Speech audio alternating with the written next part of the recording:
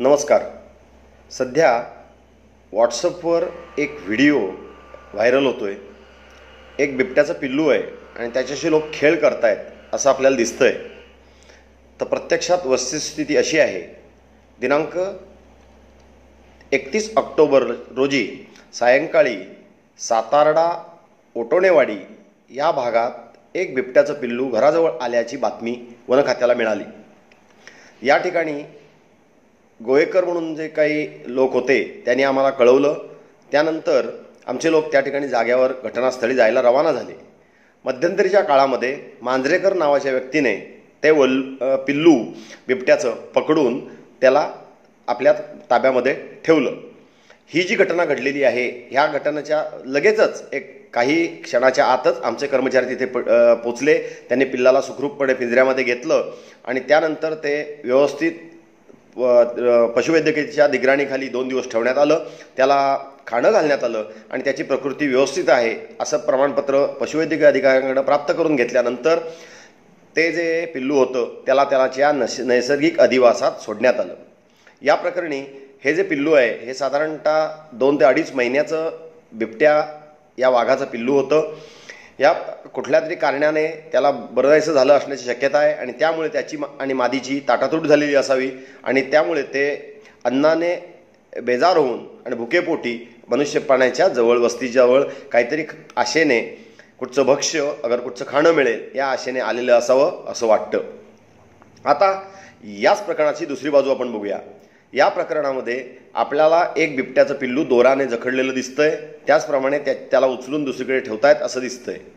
या ठिकाणी आमचे कर्मचारी पाठोपाठ तिथे गेलेलेच होते. त्याचप्रमाणे आम्हाला ही गोष्ट माहितीही होती, म्हणून ह्या इथे गुन्हा आम्ही काय नोंदवायचा प्रश्नच निर्माण होत नाही. परंतु या ठिकाणी जर आम्हाला कल्पना नसती, त्याचप्रमाणे आम्हाला या ठिकाणी अशाच प्रकारे नुसतीच क्लिप कोणी पाठवली असती तर आम्हाला शोध घेणं भाग पडलं असतं. या ठिकाणी वन्य प्राणी पकडलेला दिसून येत आहे. भारतीय वन्यजीव संरक्षण अधिनियम 1972च्या कलमाअंतर्गत कुठल्याही प्राण्यांना पळवणं, पाळणं, पकडणं, हाताळणं या सर्व गोष्टी गुन्हा या सदरात मोडतात आणि त्यामुळे अशा प्रकारे कृत्य कुणीही करू नये अशी मी तुम्हाला विनंती करतो. ज्या ज्या लोकांना हे वन्य प्राण्याबद्दल आवड आहे, आस्था आहे, या लोकांनी अशा प्रकारे घटना घडली तर वन खात्याला तातडीने कळवावं. सदरचा प्राणी इकडे तिकडे कुठे पळणार नाही यासाठी आवश्यक तो बंदोबस्त आजूबाजून करावा, पण त्या क्षेत्रापासून दूर राहावं आणि त्याला नैसर्गिकरित्या जायची जर शक्यता असेल तर त्याला नैसर्गिकरित्या बाहेर पळून जाण्याची संधी द्यावी आणि ते शक्यच होत नसेल तर त्याला कोंडून ठेवावं आणि त्यानंतर आमचे कर्मचारी येतील तोपर्यंत वाट बघावी. या ठिकाणी कोणीही स्वतः प्राणी हाताळण्याचा किंवा त्याला पकडण्याचा कोणताही प्रयत्न करू नये, कारण अशा प्रकारचे कृत्य जर केलं तर त्याला वन्यजीव संरक्षण अधिनियम 1972च्या अंतर्गत जबरी शिक्षा आहे. हा तर बिबट्या आहे. बिबट्या हा शेड्यूल 1 म्हणजे शेड्यूल 1 मध्ये येतो. या प्राण्यांना पकडणं, हाताळणं अशा प्रकारचे आणि मारणं, याला हंटिंग हा शब्दच एकच आहे आणि त्याला 3 वर्ष ते 7 वर्षापर्यंत शिक्षा, कैदेची शिक्षा आणि 10,000 पर्यंत दंड होऊ शकतो. त्यामुळे कृपया करून अशा प्रकारचा गुन्हा कोणाच्या हातून होऊ नये यासाठी सर्वांनी आवश्यक ते प्रयत्न करावे ही मी सर्वांना विनंती करतो. अशा प्रकारचे वन्य प्राणी आणि वन्यजीव आपल्या भागामध्ये आहेत. ही आपल्या दृष्टीने आणि पर्यटनाचा जिल्हा आहे, ज्या भारतातला एकमेव जिल्हा पर्यटन जिल्हा आहे, त्या दृष्टीने हे अत्यंत चांगली आणि आनंदाची गोष्ट आहे.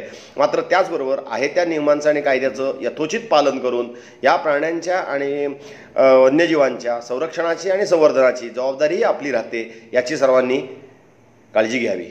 मी सुभाष पुराणिक, सहाय्यक वन संरक्षक, सावंतवाडी.